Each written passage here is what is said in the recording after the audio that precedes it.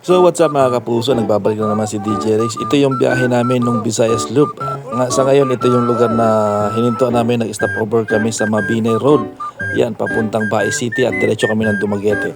So wala kami magawa dahil mga pagod na, stop over muna. At ito, magkukulitan kami, magbubulots kami. Kaya enjoy muna namin itong katerikan ng araw. Kaya let's go guys.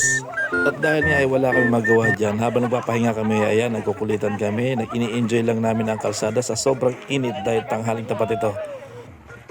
Pagbaba namin dito sa Mabinay ay diretso kami ng Bae City at meron kaming kamag-anak doon, nakilala doon, na doon kami kakain, magla-lunch. Then after noon, diretso kami ng Dumaguete. Doon naman mag-meet naman natin ang WBRC Negros Oriental Chapter. Motor! Nakadiin ko yung mga rider, mga upload.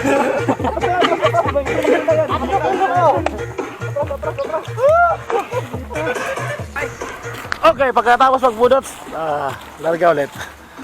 Kilalang kilala ka agad eh. No. Bacolod chapter! Okay, ito mag-partner na to Tandem Hello pa! Ayan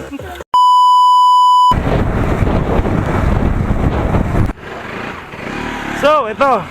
Andito pala yung mga Sibulan chapter. Hindi ko sila na-videoan kanina So, sir, magandang hapon po. Sir, sa ating dating president. Sir, magandang hapon po. Ayan. Aking pinsan, Abella. Sir, boys, Marshall. Okay. Ayan, sila po yung mga mga kasama natin dito sa Sibulan chapter. Ayan. Ito sa pinagmamalaki naman pagka sa Sibulan. Dumaguete, Hindi ito. Ano siya? Ano ba tawag? Kuya, ang tawag dito, kuya? Ang tawag sa pagkain na ito, kuya? Tempura. Tempura ano? Parang Tempura. Kalami kayo, tempura. Mga unta. Edo, duplex oh. Tapos sa paman ito. Tapos subo. I-guide nyo na lang sila. Tempura. Tempura. Kabalo naman si Sir. Isa pa, ito pa ang pinagmamalaki ng Bacolod ay ng Dumaguete. Ito. Bacolod, malayo pa Bacolod. Iba may cheese stick. Ito, cheese ano to? Stick cheese. Stick cheese. Stick cheese. Nalasa. Masiram. Masiram. Sarap. Kalami. Kumbay na bago mo na. Ano naman yung Cebu yun o ito? Cebu ito. Yan Cebu. Yan Cebu. Ito, Siquijor. Nana Cebu. Siquijor. Eh, Bacolod di kita. Ito, baliw. Ayan, baliw yan.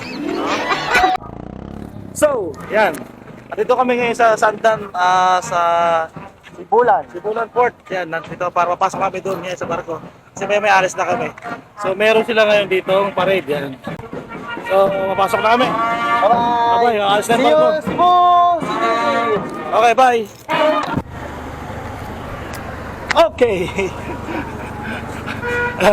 Nakasakay na kami sa barge.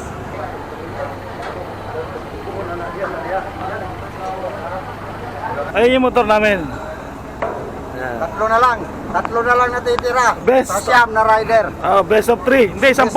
Ha? 10, di ba? Sa 10 rider, tatlo na lang natitira. Di ba? Tingnan natin kung sino yung unang susuko. Ito, wala na to. Best of 3. Ito na yung pinaka-matitigas sa siyam. Sa 10. So, after 4 hours, siguro darating kami na Cebu mga 10:30. So, sa Talisay kami mag-stay. Salamat, shoutout nga pala kay Madam Presjo kasi sinagot niya yung aming transient matutulugan. Okay? Kita-kits tayo mamaya. Bye.